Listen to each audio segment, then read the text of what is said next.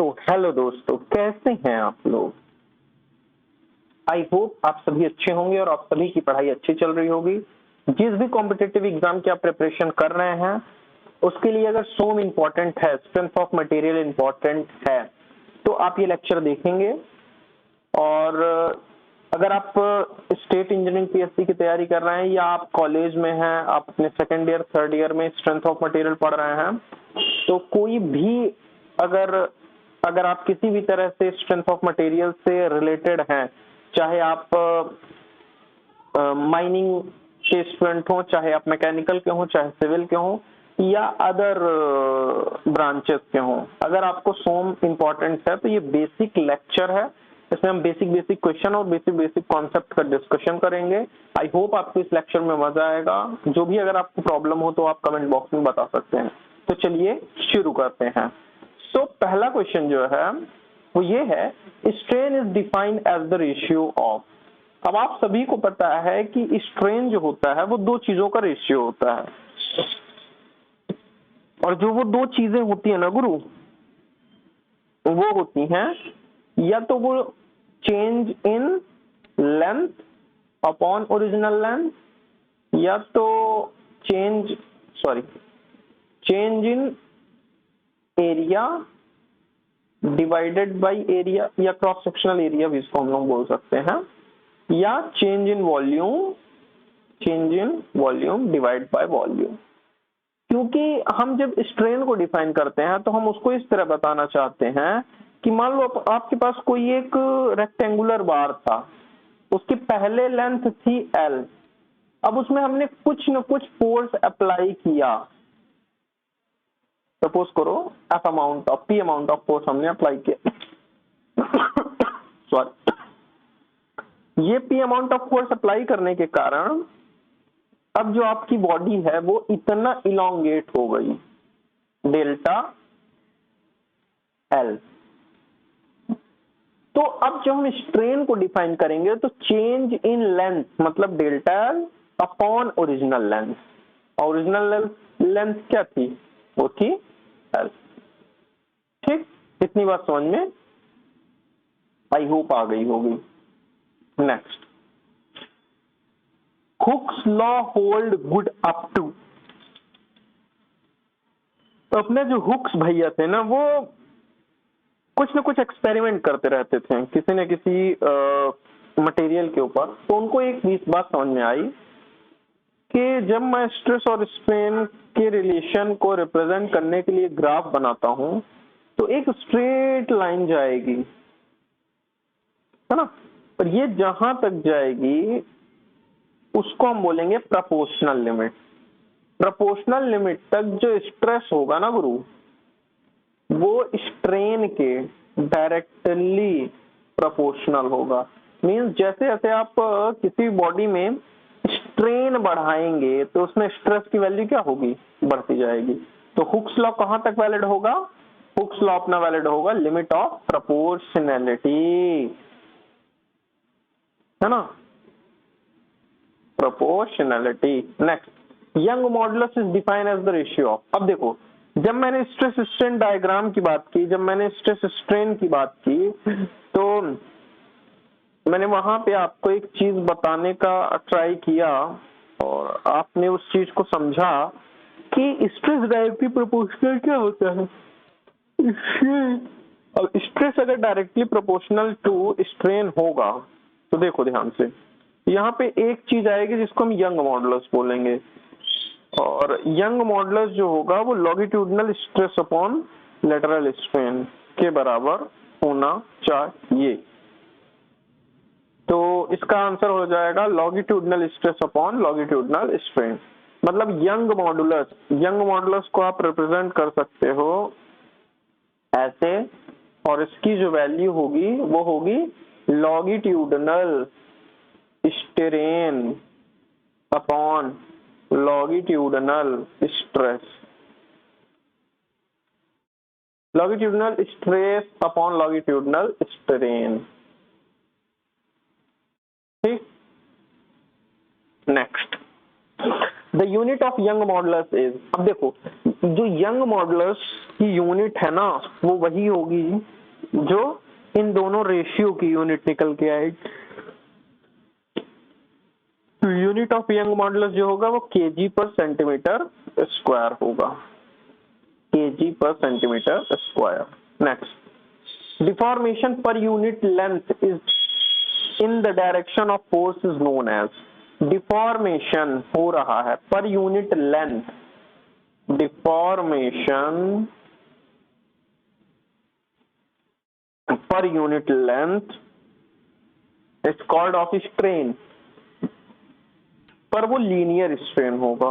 क्यों? कि एक ही डायरेक्शन में हो रहा है डिफॉर्मेशन पर यूनिट लेंथ, तो वो लीनियर स्ट्रेन हो जाएगा। ठीक, तो बेसिकली जब हम बात करेंगे स्ट्रेन की ना, तो स्ट्रेन को बोलेंगे मेजरमेंट ऑफ डिफॉर्मेशन। जब जब भी हम डिफॉर्मेशन के मेजरमेंट की बात करेंगे, जैसे सपोज करो मेरे पास एक सॉरी ये मान लो एक रेक्टेंगुलर बार है, ठीक है ना। अब इस पर मैंने लगाया कुछ ना कुछ लोड इस डायरेक्शन में और इस डायरेक्शन में, ठीक। अब हम टाइप ऑफ स्ट्रेस और स्ट्रेन की बात करेंगे। देखो, तो पहला तो लॉगिट्यूडिनल स्ट्रेन, तो लॉगिट्यूडिनल स्ट्रेन को ऐसे रिप्रेजेंट करेंगे और उसकी वैल्यू होगी del L upon L, longitudinal, ध्यान समझना। लेटरल स्ट्रेन की जब मैं बात करूंगा तो उसको बोलूंगा ई वाई, और उसको रिप्रेजेंट कैसे करूंगा, minus del B by B या minus del H by H. अच्छा, यहाँ पे माइनस साइन क्यों लगा है? क्योंकि देखो, अगर तुम्हारे एक डायरेक्शन में डिफॉर्मेशन हो रहा है, सपोज करो 3D फिगर है, सपोज करो आपका कोई 3D फिगर है जिसमें लेंथ, ब्रेड्थ और हाइट तीनों चीज है, तो इस 3D फिगर में जब आप इधर की ओर लोड लगाओगे तो ये डायमेंशन जो इस डायरेक्शन में होगी वो तो बढ़ेगी, लेकिन ये वाली और ये वाली डायरेक्शन में जो लेंथ होगी वो क्या होगी, घटेगी। तो नेगेटिव साइन ये बता रहा है कि जब आप लेटरल स्ट्रेन की बात करेंगे तो डायमेंशन जो है वो डिक्रीज हो रहे होंगे। तो डायमेंशन अगर डिक्रीज हो रहे हैं टाइम के साथ, तो वहां पे हम क्या करेंगे, नेगेटिव साइन लगा देंगे, ठीक। Next, if equal and opposite force applied to a body tends to elongate it, the stress, ठीक है ना, if the equal and opposite force applied to a body tends to elongate it, the stress so produced, the internal resistance, tensile stress, transverse stress, compressive stress and working stress। देखो, अगर मेरे पास कोई ये body है, ध्यान समझना, ठीक है ना, इक्वल एंड अपोजिट फोर्स मैंने लगाया इधर भी और इधर भी, तो तुम जब देखोगे तो ये बॉडी के जो मेंबर हैं यहाँ वाले, वो एक दूसरे से दूर जाने का विरोध, वो एक दूसरे से दूर जाने का विरोध करेंगे, है ना। ये क्योंकि इसके फाइबर्स जो है वो खींचने का ट्राई कर रहे होंगे, जब इसके फाइबर खींचने का ट्राई कर रहे होंगे तो इनमें इंटरनली एक फोर्स जनरेट होगा जो एक दूसरे को बांध के रखेगा, और यहां से एक टेंसाइल स्ट्रेस क्रिएट होगा, टेंसाइल स्ट्रेस, टेंसाइल स्ट्रेस। कौन सा स्ट्रेस? टेंसाइल। जब फाइबर्स जो है वो खींचने का ट्राई करेंगे ना बाहर वाली डायरेक्शन में, तो टेंसाइल स्ट्रेस होगा। अगर यही फाइबर अंदर की ओर सिकुड़ने का ट्राई करते हैं तो वहां पे क्या होता? Compressive stress. तो अभी तो बेसिकली हमने दो ही टाइप के स्ट्रेस पढ़े हैं, टेंसाइल एंड कंप्रेसिव, ठीक। Next, a material having the same elastic property in all direction are called. अब सपोज करो ये कोई मटेरियल है और having the same elastic property, E की वैल्यू यहाँ भी सेम है, इस डायरेक्शन में भी सेम है, इस डायरेक्शन में भी सेम है, इस डायरेक्शन में सेम है। मतलब E की जो वैल्यू है ना वो सभी डायरेक्शन में अगर सेम है तो मटेरियल आइसोट्रोपिक मटेरियल कहलाता है। Isotropic, iso means same, tropic means property. तो इलास्टिक प्रॉपर्टी जो है E, उसकी वैल्यू सभी डायरेक्शन में अगर सेम है तो वो आइसोट्रोपिक मटेरियल कहलाता है। कौन सा मटेरियल कहलाता है? आइसोट्रोपिक। अब अगर मैं बात करूं आइसोट्रोपिक, एक डायरेक्शन में प्रॉपर्टी सेम, ठीक है ना, एक डायरेक्शन में। होमोजीनियस का मतलब property is independent of area, मतलब चाहे इतना बड़ा ब्लॉक हो चाहे छोटू सा ब्लॉक हो, प्रॉपर्टी जो है वो सभी की सेम है। तो इस टाइप का मटेरियल होमोजीनियस मटेरियल कहलाएगा। कौन सा मटेरियल कहलाएगा? Homogeneous material. Next, a thin mild steel wire is loaded by adding the load in equal increment till its break. The extension noted with increasing load will behave as under: uniform throughout, increase uniformly, decrease uniformly first and then increase rapidly। अच्छा, इसमें कवि प्रस्तुत पंक्तियों के माध्यम से कहना क्या चाहता है वो समझो। देखो, वो ये कहना चाहता है कि अगर कोई थिन माइल्ड स्टील की कोई रॉड है ये, और उसको दो लोग मिलके आपस में खींच रहे हैं, तब तक खींचेंगे जब तक कि वो बेचारी टूट ना जाए। एक इधर से खींच रहा है और एक इधर से खींच रहा है, ठीक है ना, ये भी खींच रहा है, ये भी खींच रहा है। अब दोनों दम लगा के खिंचाई खींची चालू किए हैं। तो a thin mild steel wire is loaded by adding the load in equal increment till its break। Equal increment के साथ उसको खींचे जा रहे हैं, मतलब पहले 10-10 का लोड लगाएं, फिर 30-30 का लोड लगाना स्टार्ट कर दिए। ये भी 30 का लगाया, ये भी 30 का, फिर ये 40 का लगाया, फिर ये भी 40 का लगाया। और एक टाइम के बाद ये मटेरियल क्या हुआ, ये वायर ब्रेक हो गया। तो इस कंडीशन में क्या होगा कि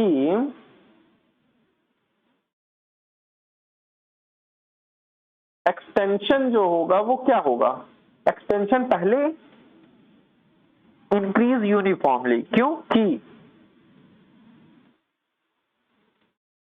पहले क्या है कि धीरे धीरे धीरे धीरे धीरे धीरे इंक्रीज होते रहेंगे, क्योंकि लोड अभी फेल्यूर की कंडीशन के बहुत पास है। तो जैसे ही फेल हो जाएगा तो सडन क्या होगा, सडन अब वायर में इंक्रीमेंट रैपिडली हो जाएगा जैसे ही वो ब्रेक होने का ट्राई करेगा।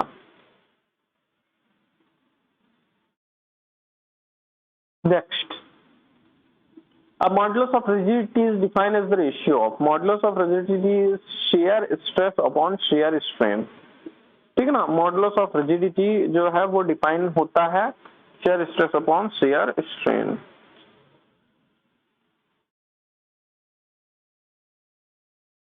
मॉडुलस ऑफ इलास्टिसिटी, लेकिन अगर मैं सिर्फ इलास्टिसिटी की बात करूं, ध्यान समझना जो मैं बोलने वाला हूं, तो इलास्टिसिटी मतलब लोड हटाने पर जो अपनी ओरिजिनल शेप एंड साइज में कितना जल्दी आ जाता है वो क्या कहलाएगा, इलास्टिसिटी। तो इलास्टिसिटी ई को हम रिप्रेजेंट करेंगे, अगर मैंने सपोज करो ये कोई बॉडी है, ठीक है ना, इसमें मैंने कुछ ना कुछ लोड लगाया, ठीक, और ये कोई सेकंड बॉडी है बिल्कुल भी नहीं थी, इस पे भी मैंने कोई लोड लगाया। अब इलास्टिसिटी ये डिफाइन करेगी कि लोड हटाने के बाद मटेरियल अपनी इनिशियल पोजीशन में कितना जल्दी आ जाता है। जैसे रबर और स्टील, रबर को आप खींचोगे और जैसे ही छोड़ोगे तो वो अपनी इनिशियल पोजीशन में आ जाएगी, ठीक है ना, मतलब उसमें इलास्टिसिटी है। लेकिन अगर आप स्टील की बात करोगे तो स्टील में लोड लगाओगे और जैसे ही लोड हटाओगे तो वो फिर से अपने इनिशियल पोजीशन में आने का ट्राई करेगी। इसीलिए स्टील की जो इलास्टिसिटी होती है वो रबर से कहीं ज्यादा होती है। तो मॉडुलस ऑफ रिजिडिटी की मैं बात करूं अगर, तो modulus of rigidity is defined as the ratio of shear stress upon shear strain. अब शियर का मतलब ये है कि अगर ये कोई क्रॉस सेक्शन है, इसके जस्ट पैरेलल अगर कोई लोड या स्ट्रेस एक्ट कर रहा है, इसके जस्ट पैरेलल, इसके जस्ट पैरेलल, तो इस टाइप का जो लोडिंग होगी वो क्या कहलाएगी? इस टाइप में जो स्ट्रेस जनरेट होगा उसे हम shear स्ट्रेस बोलेंगे। Next, if the radius of wire stripped by the load is double, then the Young modulus will be remain unchanged। क्योंकि यंग मॉडुलस रेडियस पर डिपेंड नहीं करता। यंग मॉडुलस एक ऐसी प्रॉपर्टी है जो मटेरियलिस्टिक प्रॉपर्टी है, तो यंग मॉडुलस की वैल्यू क्या होगी? चेंज नहीं होगी। इतनी बात समझ में आ गई।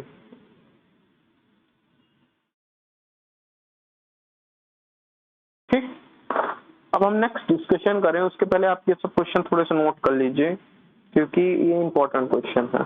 Next, the ultimate tensile stress of mild steel compare to ultimate compressive stresses. अब देखो दो ही चीजें होंगी, या तो टेंसाइल होगा या तो कंप्रेसिव होगा। और अल्टीमेट टेंसाइल स्ट्रेस मतलब sigma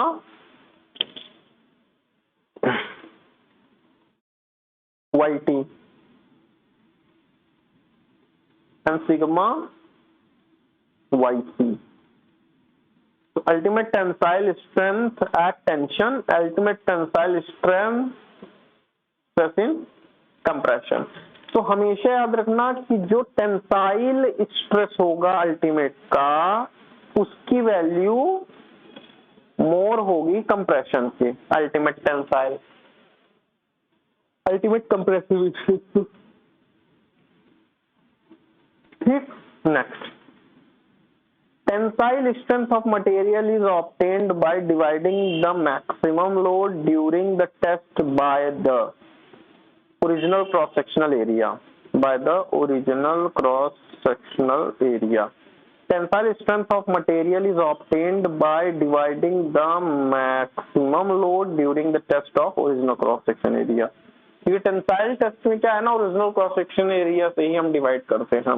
next, the impact strength of material is an index of its toughness।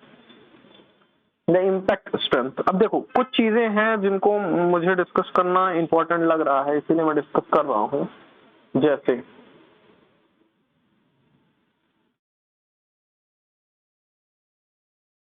पहला इलास्टिसिटी मैंने डिफाइन कर दिया।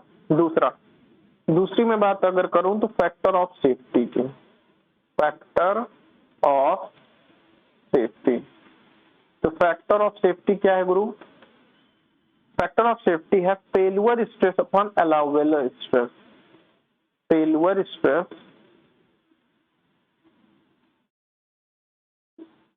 फेल्यूर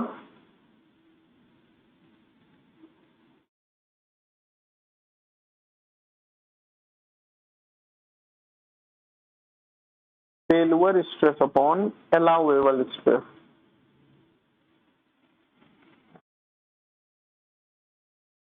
अलाउएबल स्ट्रेस, तो फैक्टर ऑफ सेफ्टी क्या है? Failure stress upon allowable stress.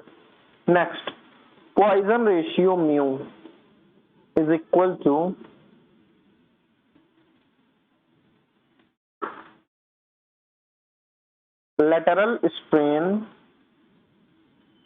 lateral strain upon longitudinal strain।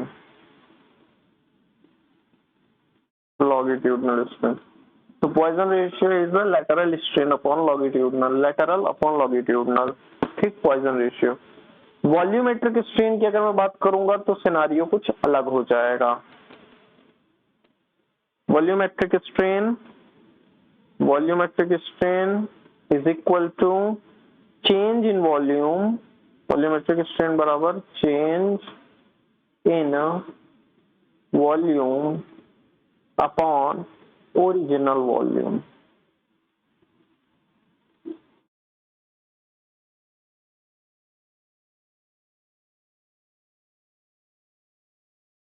Change in volume upon original volume. change in volume upon original volume. The impact stress of material is an index of toughness. अब ये toughness कैसे होता है वो मैं आपको बाद में बताऊंगा, ठीक। अब देखो, रेजिलियंस एंड टफनेस दो चीज होती है और दोनों को समझना बहुत जरूरी है, क्योंकि देखो यहाँ पे मैं समझाता हूँ तुमको। सपोज करो तुमने एक स्ट्रेस स्ट्रेन डायग्राम बनाया,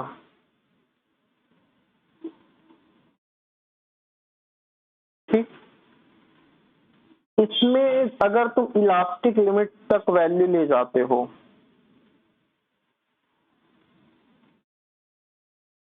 सॉरी यहाँ पे बना के दिखाता हूँ, ये मान लो स्ट्रेस स्ट्रेन डायग्राम। अब अगर तुमने इलास्टिक लिमिट तक वैल्यू को ले गए, ठीक है ना, कहां तक ले गए, इलास्टिक लिमिट तक। अब इलास्टिक लिमिट तक तुम ले जाने के बाद जो एनर्जी स्टोर देखोगे ना, वो कहलाएगी तुम्हारी रेजिलियंस। रेजिलियंस जब तुम इलास्टिक लिमिट तक एनर्जी स्टोरिंग की बात करोगे, इलास्टिक लिमिट तक कंपोनेंट जो एनर्जी एब्जॉर्ब करता है, स्टोर करता है, वही क्या कहलाती है, रेजिलियंस। वहीं पे अब मैं इलास्टिक लिमिट तक की बात नहीं करूंगा, अब मैं बात करूंगा फ्रैक्चर पॉइंट तक की।